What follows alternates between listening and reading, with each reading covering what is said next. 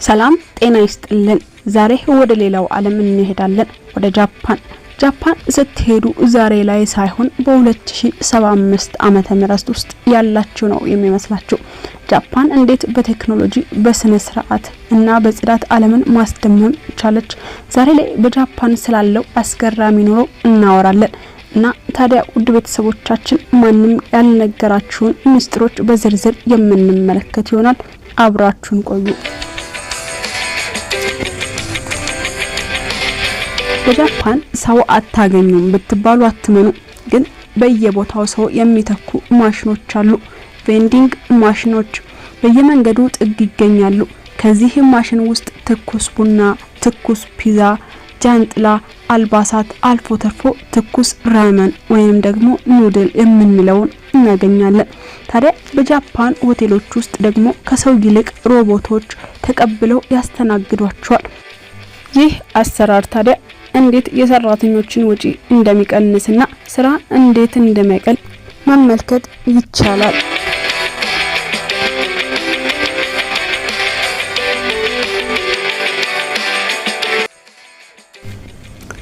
በጃፓን ትምህርት ቤቶች ውስጥ የጽዳት ሰራተኛ የሚባል የለም። ተማሪዎች ራሳቸው ክፍላቸውን፣ ኮሪደሩን፣ አልፎ ተርፎ መጸዳጃ ቤቱን ያጸዱታል። ይህ የሚደረገው ተማሪዎች ገና በልጅነታቸው አካባቢያቸውን እንዲወዱትና የስራ ክብር እንዲያውቁ ነው። በጃፓን መንገድ ላይ ቆሻሻ ማግኘት በጣም ከባድ ነው። ምክንያቱም እያንዳንዱ ጃፓናዊ መንገድ ላይ የሚገኙ ቆሻሻዎችን በኪሱ እያደረገ ቤቱ ሲደርስ ቆሻሻውን ይጥለዋል። ታዲያ በዚህ መንገድ የሀገራቸውን ጽዳት ይጠብቃሉ።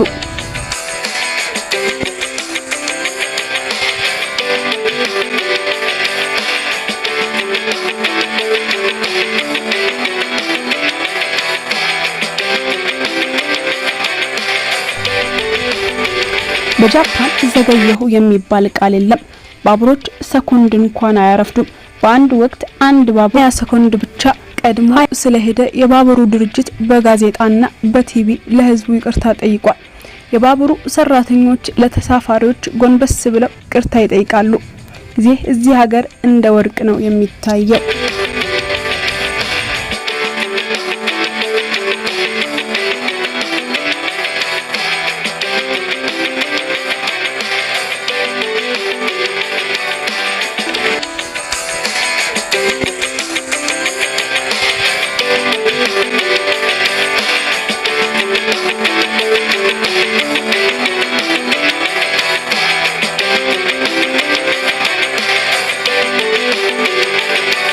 በጣም የሚገርም ህግ ነው። በጃፓን ስራ ቦታ ላይ ተኝታችሁ ብትገኙ አሰሪዎቻችሁ አይቆጡም።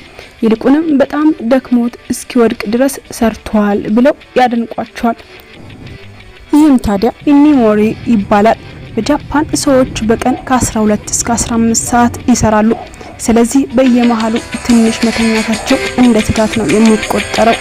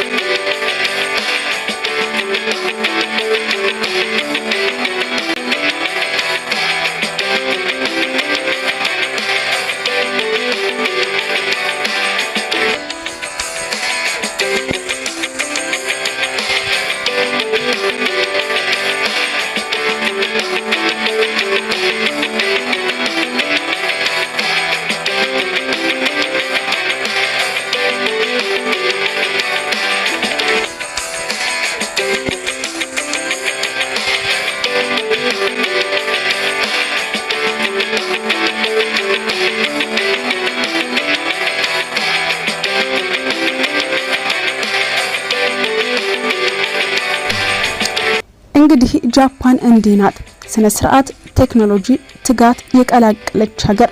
እናንተ በጃፓን ባህል ውስጥ ወደ ኢትዮጵያ ቢመጣ የምትሉት የትኛውን ነው? የባቡሩን ፍጥነት ወይንስ ደግሞ የተማሪዎችን የጽዳት ባህል? ውድ ቤተሰቦቻችን ቪዲዮን ከወደዳችሁ ላይክ እና ሰብስክራይብ ማድረግ አይረሳ።